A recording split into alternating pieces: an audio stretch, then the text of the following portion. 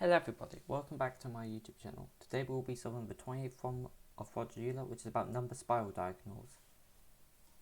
Here it demonstrates that a 5x5 spiral has a sum of 101 on diagonals.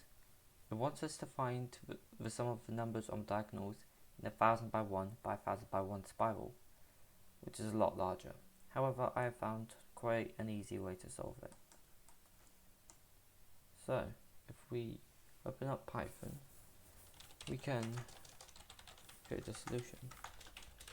Here we can input the spiral size and the spiral sum.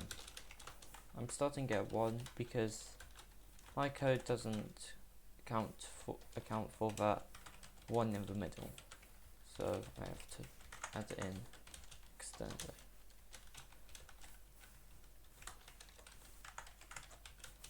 So here we're gonna iterate through all of them, because if you have a look here, you can notice that on the top right diagonal, it has a pattern. Here is equal to 1 squared, 3 squared and 5 squared, so we can utilize this. However, as it's step in 2, we're also going to have step in 2.